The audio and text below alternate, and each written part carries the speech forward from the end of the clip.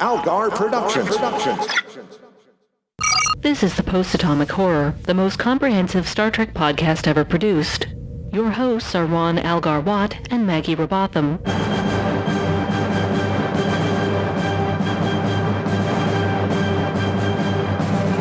Episode 521, The Serene Squall. Hi, friends. Welcome to the Post-Atomic Horror. I'm Al. I'm Maggie. And we're here for another week of Strange New Worlds. Yep, this is the Serene Squall, and what a squall it was.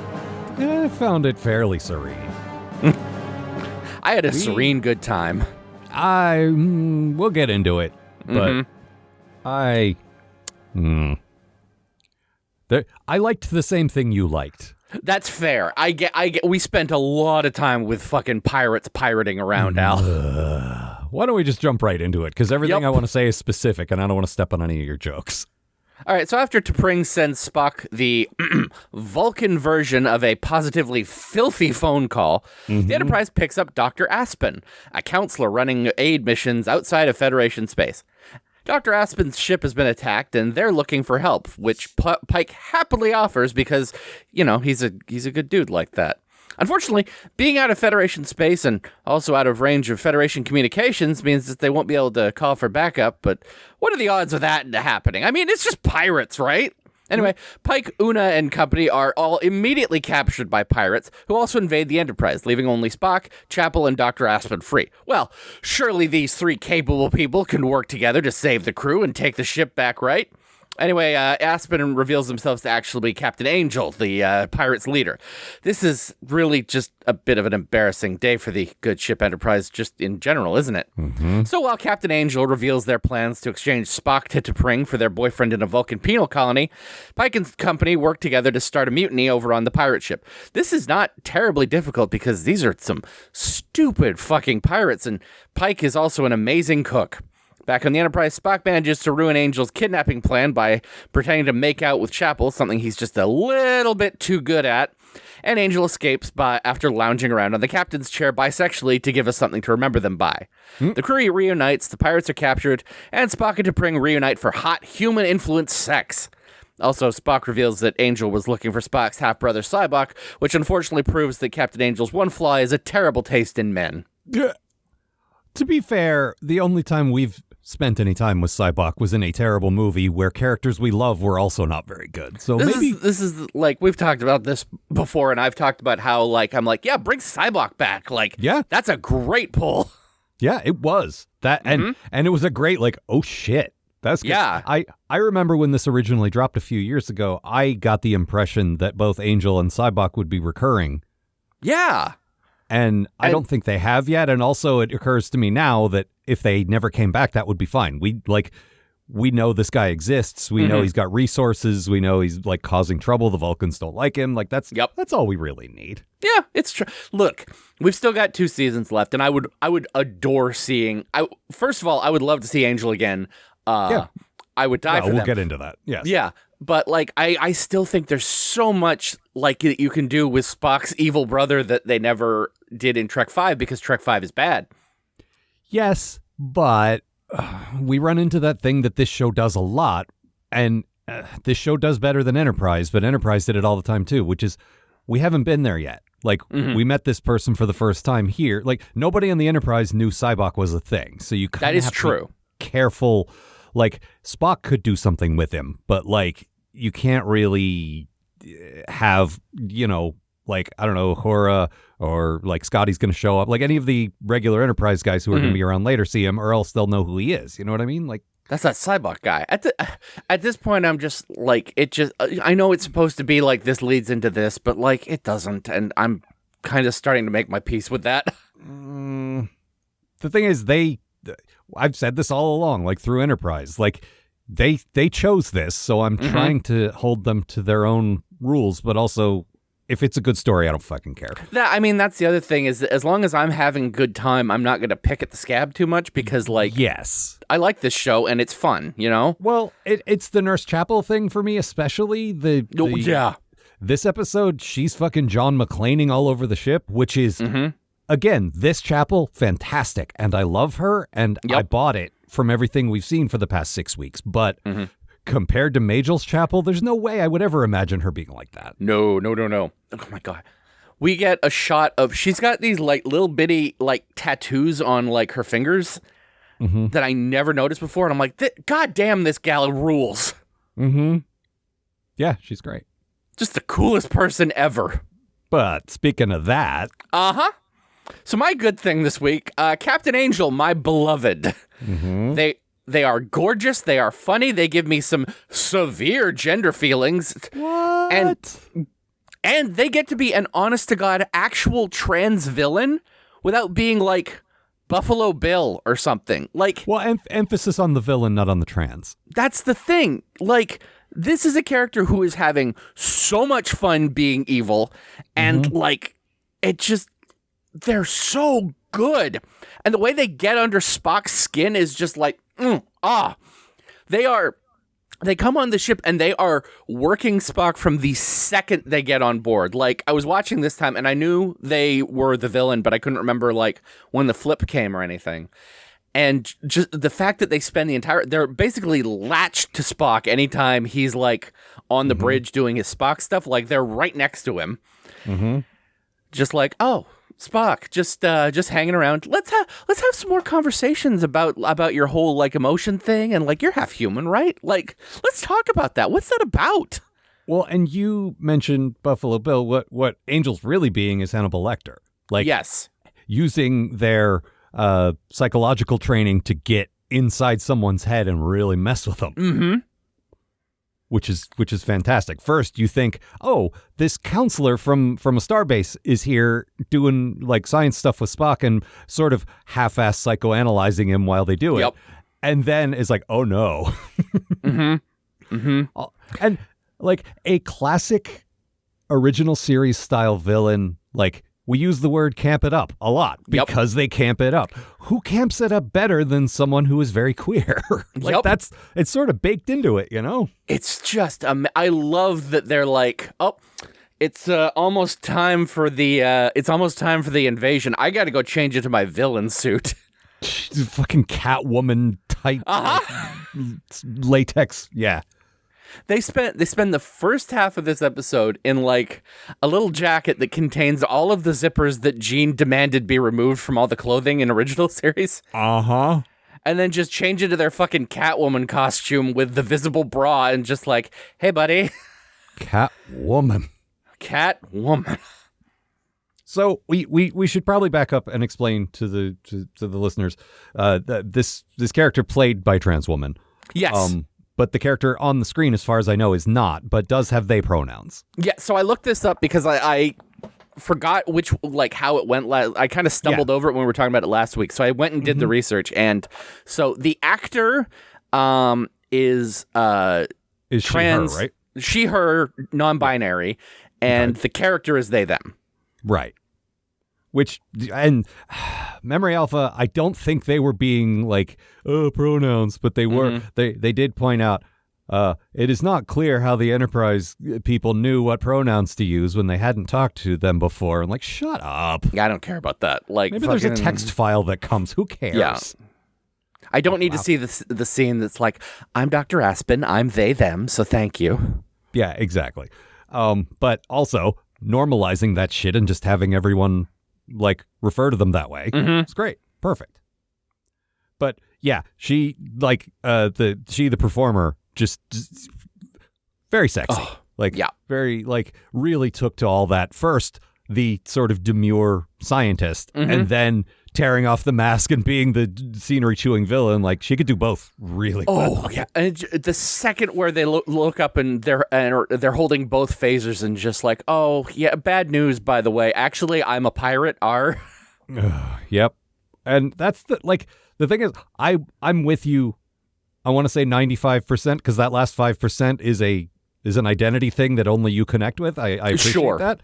But for like as a relatively cis viewer, I still enjoy the fuck out of her. Like, but that's about all I enjoyed in this one. Fair. Like, my bad thing, mullety rebels are mullety rebels no matter who they're actually affiliated with. They're wearing black leather. They got dirty faces. Like, there's chain link fences all around their ship. There might as well be the flaming goddamn trash cans. Like, guys, you nail this 60s aesthetic so well. We never had this in those 60s episodes. This started in the 80s. Like, why don't you make them look like cheesy fucking like boat pirates but in space, you know? Yeah. You know what I want to see is like silver jumpsuits that are just dirty. They don't need to be dirty. Why don't they bathe? They have they have water. Or sonic showers or whatever. Shower. And like at the end, Pike's on the bridge doing the har voice, and it's like, okay, it's cute, Ensign Mount, but Christopher Pike, it is not cute. You know what I mean? Like it's like, this is a bit much. That felt like such a dad thing. Just like, it's my dad. And like fucking Una's sitting in front of him like, I am begging you. Yeah, she said, never please do don't. that again. It was a nice comedy moment because she goes, please don't. And then you pan over and you see Ortegas going, oh, thank God somebody said it. I'm too junior to say anything, but thank Christ. Like, the thing is, I've said this before. I love these characters, and fucking Khan Jr. didn't speak in this one hardly at all. So, like, that was a nice gift to us. Like, all the characters apart from the pirates, I'm really enjoying. It's just this is such a. I'm sure I said this through every series we've covered. Any episode where a small group of people can overtake the flagship of the Federation, I get really annoyed. Like, come on, like. You can bend the rules and you can like tell an interesting story in a way that's like, okay, these 5 people took over the ship, but you really need to make me believe it. And in this case, these people, even with Angel's help, did not take over the ship. Come on. Well, and it's very much like they hired these people for like, the change in their pocket. Yeah.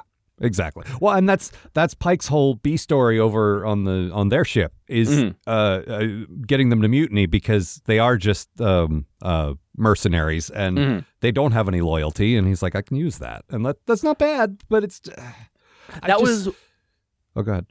That was why it never bothered me because like Pike from the minute one is just like, well, this won't be difficult to fix. That's true. It's more the ship stuff, like the stuff on the Serene Squall wasn't so bad, but the stuff on the Enterprise is like, there's no excuse for this. And what I have enjoyed about this show so far as we cover it and also going forward is how they take these 60s ideas, but they make them more current and they play around with the tropes and they play around with the cliches. And this didn't do that. This was just, the ship got taken over and most of the crew is over there prisoner and they have to like, you know, smart their way out and it's so boring. Standing in a variety of hamster cages. Yeah, exactly. It's like fucking Doctor Who running from cave to cave. Yep. It's like, you can do better than this. Also, these are like the stupidest. Like, you have the note where like the head pirate, who's an Orion, because of course he is like, you're like, what is that accent? And I will tell you what that accent, Al, and it is pirate. Yeah, the thing is the pirate accent, and I remember learning about this on QI, and I don't remember now, but the accent we associate with pirates came from one actor. That's always the way.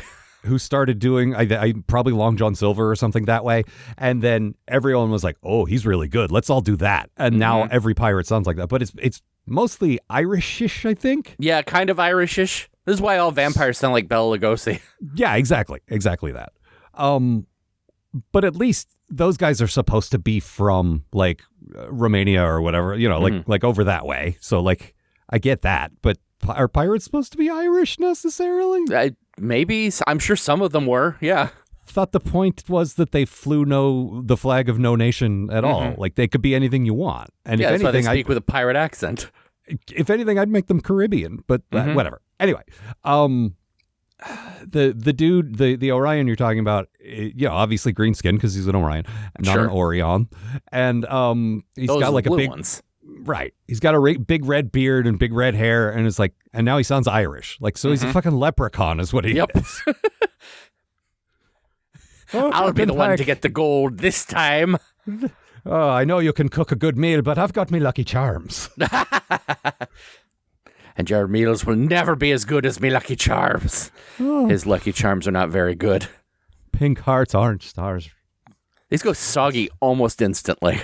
Yeah. I love them. That was my favorite one. Candy for breakfast. My good thing is because, again, I complain a bit about the connective, like, okay, this is supposed to be a prequel, so you got to play by the rules and all that. This is one of those things they got right. When we see T'Pring working on the rehab center, her assistant is Ston, who is the dude she ends up dumping Spock for in Amok Time. And I like that a lot. He looked a bit like he had that same sort of. Do you remember original Ston? He's like, you're like, really? You dumped Spock for this guy? I mean, like distantly, like he was absolutely the third most important Vulcan in that scene. You know, like. Well, I'm T'Pring, T'Pring, the fourth. Yeah, because you got the priestess. That was who I was thinking of. Yeah. Yeah, exactly. So you got Spock and T'Pring and T'Pau. Those are three. So he's number 4. T'Pau. Mm-hmm. How could I have forgotten? Oh. Yes, exactly. We got the young version of her in Enterprise, but that wasn't so bad as I recall. But yeah, it's like he's just sort of I don't know how to describe him. He's not ugly, but he's not Leonard Nimoy or Ethan Peck at all. I mean, I can absolutely see how that. So I was absolutely fascinated by like T'Pring trying to get into like human sexuality. Like, oh my, see, that would have been my quote if this were my episode. I don't know, because it's kind of visual. Spock, like they literally, Spock is taking a drink of water. Yep. And on the other end of the call, she says, I have been reading about human sexuality. And they cut back and he literally does a spit take. What? Yeah, but then he Spocks it up. What? Yep. Like, but the initial what? Yep. Oh, so good. No, she's trying to like, hey, you're half human. Let's get into this. Plus, that opens up a whole like range of possibilities in bed. What do we got? Yeah. Well, and I really I love that she's trying, and she's trying really hard, and she's trying genuinely to make this work. Mm-hmm. And I think also the fact that like he's half human, that's interesting. There's stuff we hot. could do. Yeah. Yeah. And like for a dispassionate Vulcan, she is the horniest character I've ever seen. And the fact that she ends up with this guy who's kind of a nothing after like what I got to assume is going to be a pretty fucking tumultuous relationship before they finally call it quits. You know, like I understand her. This is her assistant. She's been working closely with him for, I think we're 8-10 years, something before that. So like, she's working close. You know how that goes. Like, oh yeah. Sometimes you spend a lot of time in close quarters with someone, and you're like, shit, am I into them? But like, I can also just see like after this going like, God, I used to fuck Spock. I need someone like, I need someone simple. Like, yeah. Well, no, and we know, like, we can tell. The problem with this is not going to be her having a problem with his human side. The problem is going to be him having a problem with his human side. Yes, which is always one of the most interesting things about that guy. Yeah, he's a self-hating, and like this applies to so many kinds of people. Like like any kind of immigrant who's trying to assimilate into like American culture or whatever, like sort of hating the culture they came from and trying to like ignore it or trying not to be like that. You know, like it's really applicable to a lot of different kinds of things. Yeah. And it's such a Spock thing, and it takes him until he comes back from the dead, as I recall, for him to say, yeah, I am part human, and that's fine. I'm both things. Yeah. Well, I mean, that's like the long-ranging, like, from the cage to fucking... unification. Yeah. Like, that's the arc of the character, you know? Mm-hmm. Absolutely. So cool that you can do, like, fuck, like, how rare is that to have, like, a character arc fucking, like, 50-something years long? Yeah, across many different series and movies. And like, 3 different actors, like... And it's not just you keep coming back to the same character doing the same things. You are constructing, like you say, an arc, like where he feels differently now and he has learned a few things. And comes, you know, like, and we're going back to the beginning. This is him at the most, like, conflicted. So, yes. Yeah, I like it. I'm into it. Just, like, before he's doing the sort of leaning into, I'm just Vulcan. Like, no, it's I'm really not human. interesting. As much as he loves his mother and will, like, go into a screaming rage if someone says anything bad about her, he's also a little ashamed of her, you know? Yeah. What a great character. Star Trek's good. Yeah. Yeah, absolutely. That said, what was your bad thing? I had a tough time finding a bad thing. I really dislike the idea that Vulcans have prisons. Like, I've talked about this before. I don't think the Federation should have prisons, but at least they're in New Zealand. Mm-hmm. They describe it as a rehab center, but like, you know. Yeah, and it is. You see it. Like, the point is, like, we say our prisons are to rehabilitate, but no, they're not. They're to warehouse and punish people. But this... Yeah, it's free slave labor.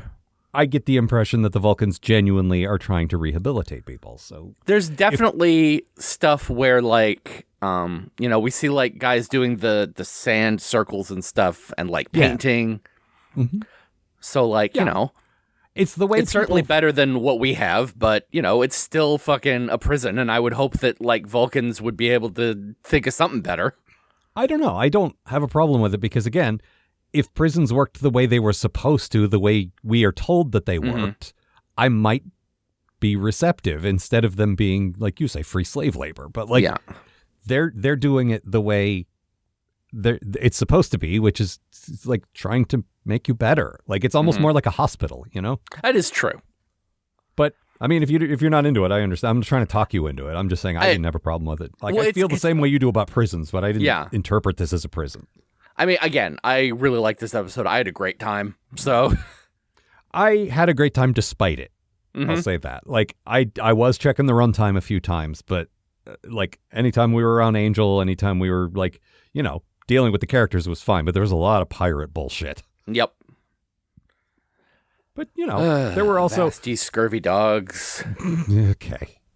But there's Pike had to go talk to the 3 Pirates Council. Then he had to go talk to the voodoo lady, which was weird. But, there you go. There was a great... This also would have been my quote if this were my episode. There's a bit where they're exploring where the Serene Squall, which is the pirate ship, is supposed to be. And Pike says to Ortegas, get close. And Ortega says, how close do you want to get? First date or third date? Like, great line. That was a real front runner, and also Pike goes, what is it? Fuck. Blind date. And she's, Ortega's like, you got it. Kind of weird, little dangerous. Yep. And then later when they're, they've taken the pirate ship and they need to get out of there, and Pike said, fire phasers, but gently. And she's like, what does firing gently even mean? It's like, well, like if anyone can do it, Erica. The thing is, Ortegas is a type of character that I often don't like the wisecracking off to the side, making the snide little, like, almost meta jokes. I mean, this is Tom Paris, basically. Yeah, and we came to like Tom Paris. We did.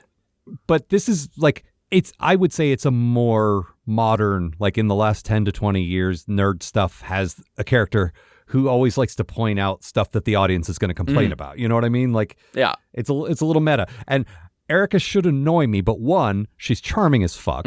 2, the fact that Pike likes her and laughs at her jokes. Yep.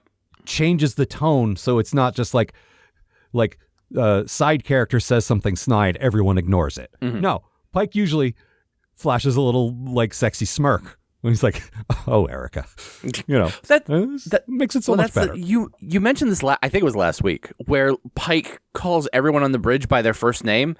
Yeah. And since you mentioned that, I'm just like, yeah, that really does kind of sum up exactly what his captaining style is, which is like, I'm in charge, but like, you're all my guys. We're all friends here, right? Like, yeah, you come to my quarters for dinner. We talk outside of work so that we can be comfortable because we live on this ship. We need to we need to be comfortable with each other. You don't get to go home at the end of the day. You still live here. Yeah, and that's a captain, like, I don't think we've seen, like... No, and I'm sure I've definitely have had bosses who get way too familiar because they read it in a book that'll make you comfortable. Sure. And Pike could easily come off that way, but he doesn't. Yeah, well, that's because he's genuinely friendly, Like, he's a genuinely nice person. But that's hard to pull off. Like... Like, as an actor, in the writing, like, it could so easily come off insincere and like, yeah, everyone here's my friend. Your name is Bill, and I'm going to call you Bill. And like, but please don't. We're at work. Can you call me Lieutenant? Yeah. There's a bit in here, and Pike has, like, I've mentioned these a couple of times, but Pike has that moment where they're like, This is going to be like, we're going out of Federation space. Like, we don't have backup or anything. This is going to be dangerous. And Pike's like, no, because they're going to take slaves, and they're not doing that if I can do anything about it. And, like, that's a hero. I fucking love that, you know? Yeah. No, he's great. The same as last week where he desperately wanted to rescue that kid. Yes. Because he wants to do the right thing, which, yeah. That kid who, if just in case anyone's forgotten, is still being tortured, by the way. Oh, that was only a week ago. That kid's going to be tortured for years. Yeah. That kid's going to be tortured when Kirk gets his desk job. I think that kid's still being tortured. Yeah, I want that to be very, like, the idea of putting that in the past is very tempting. And I want you all out there listening to remember that child is still being tortured. Okay.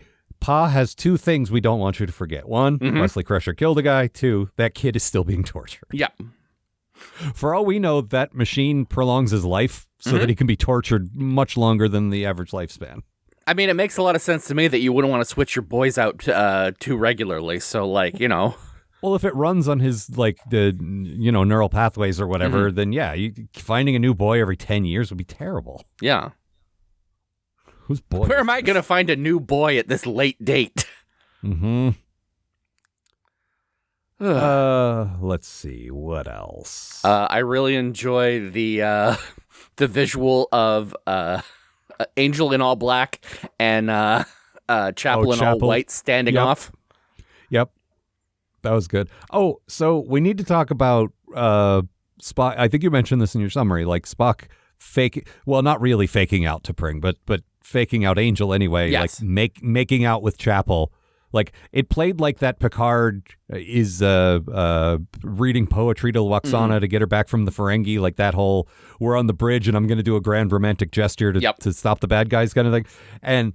But he's like, I am romantically involved with Christine here. And Chapel's like, oh God, he's a bad liar. I'm going to just shove my tongue down your throat.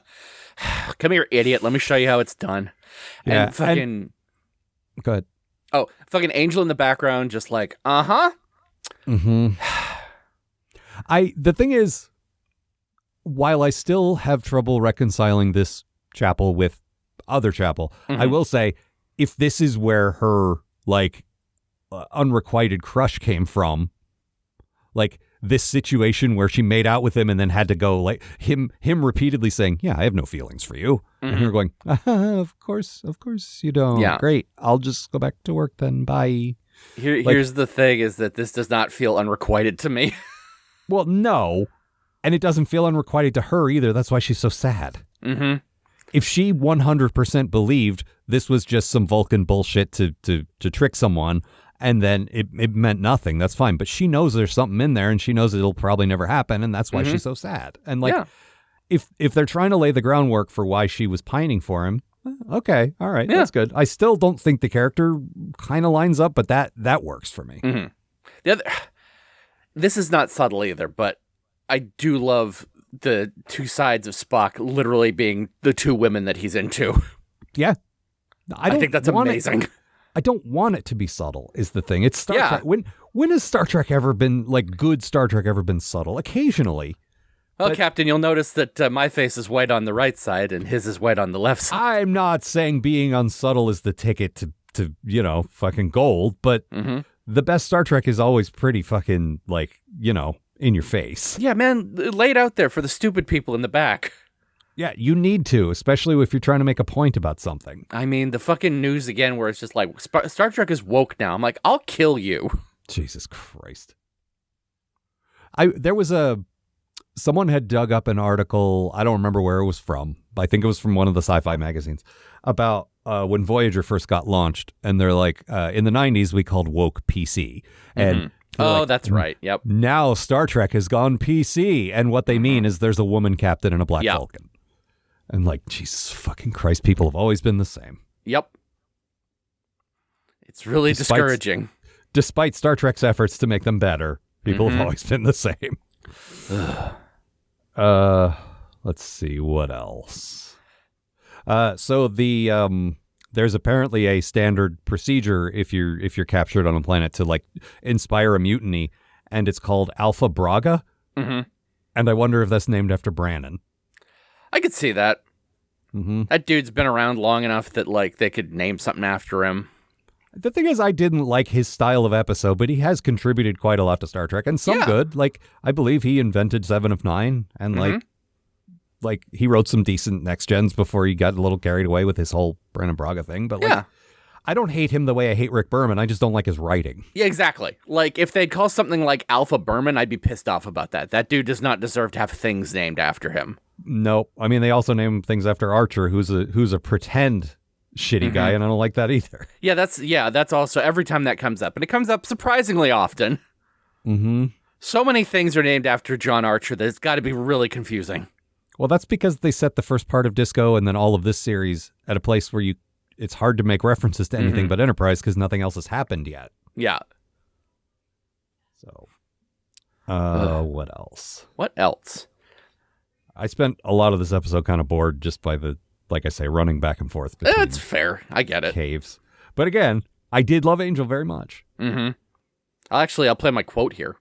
Oh, yeah, please do. Your deception was quite thorough. Oh no, you feel betrayed. I hate it when that happens. And you're so cute too.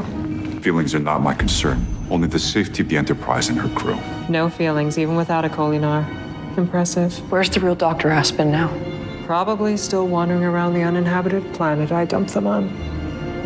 What? It's not like I killed them. Where are the colonists? Oh, them? Imaginary. I made them up. I told a nice little story that I knew would bring you out here, and you believed me. Frankly, that's on you. They're just funny, and I'm just like, I love this. No, that was good. I enjoyed that. And if we don't get to see them again, I'm glad I got a line, like a quote with them doing a line in here. Yeah, absolutely. What else? Oh, there's a thing when they're going through the asteroid. So they're going through this asteroid field, and there's a little ship hiding exactly like Boba Fett on a fucking asteroid, but whatever. But there's also like a Tholian web, and I didn't mind that. No, that was really cool. Like, and it wasn't an actual Tholian web, but it was a bunch of lasers shooting together to make a net, and like, you know, I like that shit. This is, Captain, it's not a Tholian web as we know it. It's more of a, like, not Tholian net. Well, it's a ninja net. It is. It's a ninja net, and I am already blinded with rage. Mm-hmm. Well, that's what they want. Yes. It doesn't actually have very much power, but what it does is make you so mad you can't drive the ship straight. Exactly. Pike's just like gripping the con going. Mm-hmm. The thing is, much like a lot of other stuff, I don't think we've seen a Tholian web before. I think in that episode was the first time we'd seen it. Yes. So it's like you have to be careful with that stuff. But, you know. What else? What else? Oh, I on the pirate crew, did they have a Riemann? They might have done. They had a weird little, like, sort of vampire-y looking guy, like a Nosferatu looking guy, and I thought, oh, is that a Riemann? That wouldn't be a It might. It's been a while since I've looked at a Riemann, so like. Yeah. Plus, it was a very stupid idea, but also it's canon now, so you got to get used to it. Well, that's the thing. If we've got it, like, it's in the universe now, you can put a Riemann in the background and it's fine, just in the same way that Morns are everywhere now. That I like. Mm-hmm. Well, now, but I need to find out. you've got the character, or you've got the makeup, you've got the design. Like, yeah, put them out there. It makes the galaxy seem more crowded. Yeah, exactly. In theory, I don't like that we're getting more Orions and things, because it was always like there's some guys with green skin. We don't know shit about them except that they're pirates. And now, like, between Tendi and some stuff in Disco and some stuff here, like they're fleshing that out, and that's good. I just haven't liked most of it, but I do like that they're trying at least. I mean, that's the thing. Like, it's basing them around the one thing, which is pirates. So, like, you get, like, the stuff we saw in Lower Decks, which is, like, this is a pirate-based culture or whatever, you know? Like, you can just have some guys who are pirates, I guess. Mm-hmm. They don't have to be from the pirate planet where we all worship the puffy flag. I'm trying to find our flag. No, damn it. It's like our flag means... Our puffy flag means puffy death. There you go. I was trying to look up if, like, the crew, and Memory Alpha has all these actors credited as pirate, But if you click on pirate, you just get one single entry and not, like, it doesn't call out like. The first appearance of a pirate in Star Trek was in. Okay. I still think Memory Alpha is a good resource. I don't like. It is, but I often late in the year, like in late December, do a Star Wars rewatch. And this time I was consulting Wikipedia for some stuff. And that like every single background thing has 1,000 pages of backstory. And it's like, I like to learn a little bit about something, but Jesus Christ. And like, it made me appreciate Memory Alpha that much more because like, if I click on Christopher Pike, I will learn the facts about Christopher Pike. And that is all. It won't tell me what happened in some pamphlet once, you know? That's Memory Alpha is a great balance of like between Wikipedia and the DC database we used to use. Which was a very good resource, but incredibly humorless. So, okay, but how did the Joker get away? There's no reason for the Joker. He should be dead. He's the Joker. That's his power. I don't understand. I know you don't. I know you don't, buddy. And this is what I try not to be when I say, well, Chapel's not really Chapel, but yeah. You brought it up. You said this is Christine Chapel, and I'm trying to say, okay, that's Christine Chapel. I've met her. Wait a minute. That's not what she's like. I continue to just be like, well, if she ends up exactly like how she does in the original series, that's sad. That's a sad thing to happen to this amazing character. Well, I do know, like, slight spoilers, I guess. Roger Corby shows up, who was her fiance in an original series episode. Like, we get to flesh out who that was and, you know, who he was to her and all that. So that's a good pull. I'm excited to see where that goes. I think he build androids? I can't. He was an android guy because there were a lot of little those. Girls made of is the fucking episode. I think that sounds right. But I was like, wait a minute, am I thinking of Mud's Women? No, that was a different one. Yeah, no, they did a few with androids. Yeah, and there's always android women. Yep. Gene, thanks, Gene. Fucking I know you can hear me, perverts. I know you can hear me from the trunk of your car. I know you can hear me from the eggs on your sweater. Mm-hmm. They launch you into space, you fucking slob. Mm-hmm. All right. Anything else? Fucking saggy baggy elephant. Somebody needs to make a song called Saggy Baggy Elephant.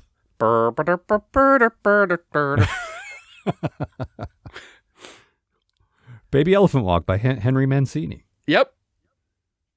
Who also did the Pink Panther theme. Oh. That's two good songs. Yeah. Oh, he's got more than that. He also did the Young and the Restless theme, which I know you're not a soap gal, but that's a fucking banger. Yeah. The soft piano. If you heard it, you'd be like, oh, yeah, that's good. I'm sure. Yeah. Yeah. All right. Anything else? I think that's everything. All right. These run a bit short, but also I felt there was only about 10 minutes of episode to this. So yeah, that's fair. Yeah. Sometimes they were good, it's like that. Those 10 minutes, but yeah. All right. Next time, we are doing the Elysian Kingdom, which I think is that's Mbenga's daughter one. Yeah, that's the King Ridley one, yeah? I don't know what that is. The book that he's been reading to his daughter. Yes. I believe so, yes. And if I remember correctly, that's the episode where I'm like, oh, the performer playing Connie's actually good. I just don't like the character. No, I'm excited. I don't remember anything about this one other than that I watched remember it. A bit. Yeah. I remember the costumes. All right. Well, I remember Ortega's looking fucking amazing in the fucking doublet or whatever the fuck they call it that they put her in. I mean, look, has Ortega's ever not looked amazing? No, she has always looked amazing. Everyone in this show is fucking gorgeous. Mm-hmm. All right. So that's all for this time. The website is postatomichorror.com. If you want to write to us, it's postatomichorror@gmail.com. Patreon is patreon.com/Algar. And I think that's all for this time. Yeah. See ya, folks. The Post-Atomic Horror Podcast is a co-production of Maggie Robotham and Ron Algar Watt. Copyright 2026. Please don't sue us. We're just doing this for fun.